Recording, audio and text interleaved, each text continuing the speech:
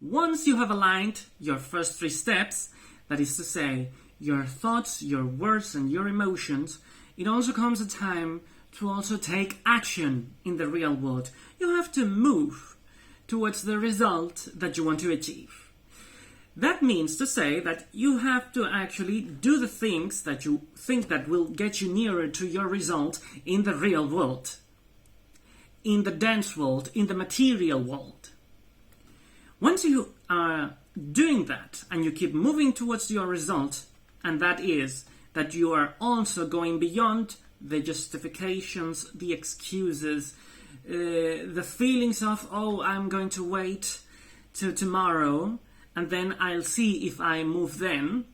If you go beyond all that, you will actually start finding things by chance. That encounter, that chance encounter with the first signs of the thing, function as an oracle.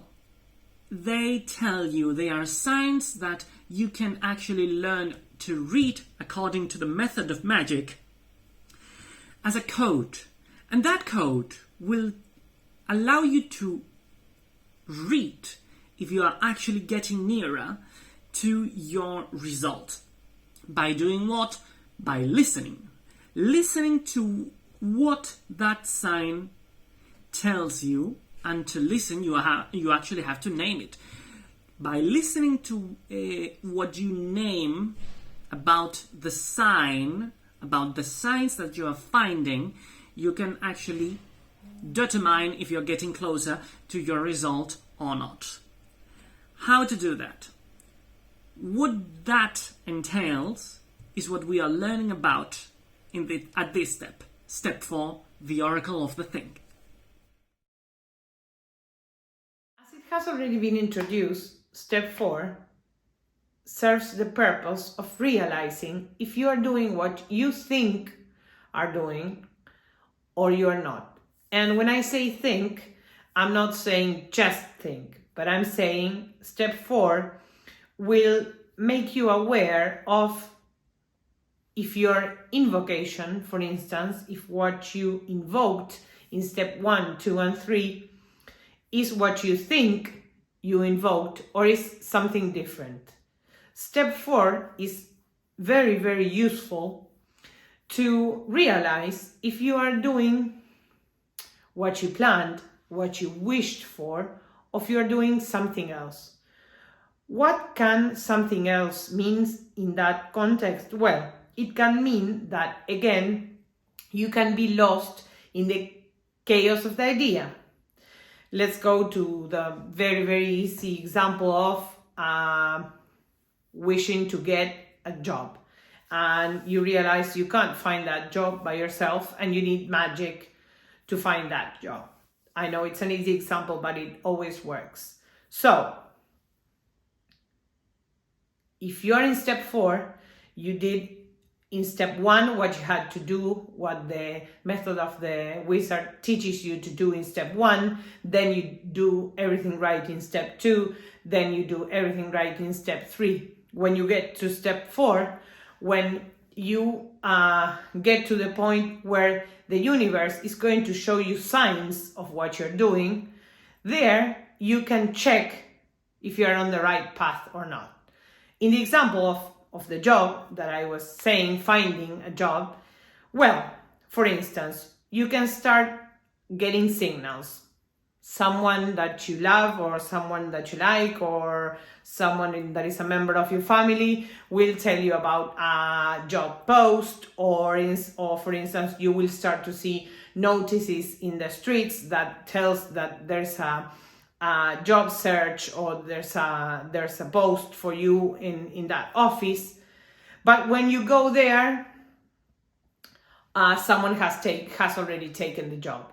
Or where you speak again with that friend of yours that told you about it, they tell you, oh no, but it was a mistake. It was for a different profile, not the same as your profile, or things like that. Well, there you can check. You can say, well, is the universe getting what I want? Is getting its understanding what I'm invoking? Is it clear?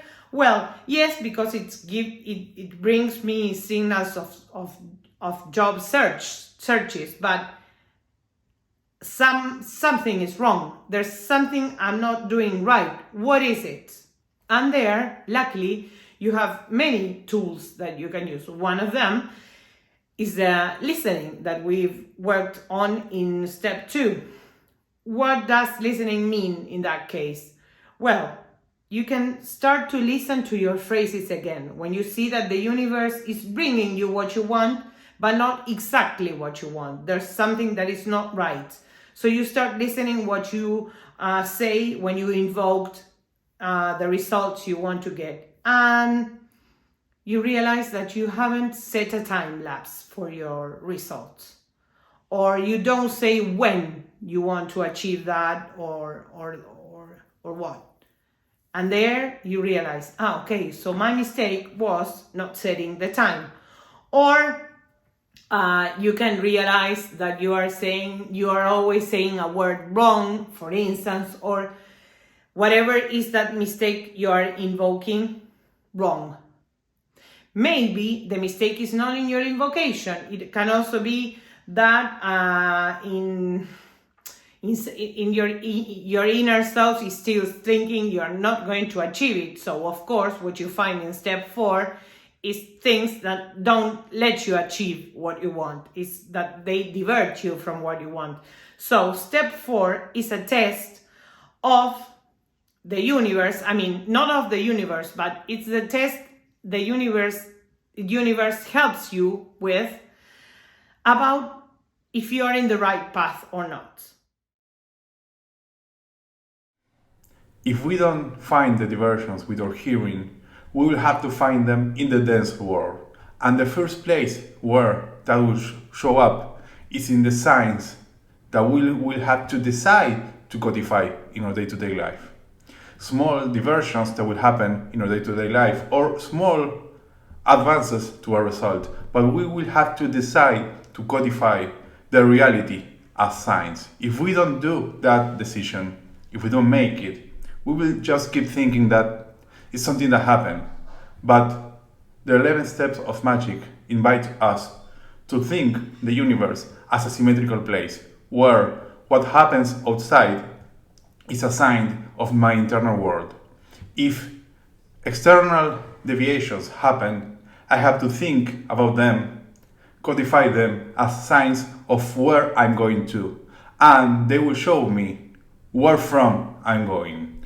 Let's say that whoever wants to only find a job will have to decide that that problem of wanting to only find a job and not wanting to have it, he only wants to find a job, that problem is not only related to his work, because he will see in signs in his life that what he always wants to do is to start something, the first steps of something, not the whole process, not to get to the result. He will find in his life that he only wants to get the first steps toward his results and then stop. Because the problem that the diversion shows us in our day-to-day life talk about a deep problem inside us.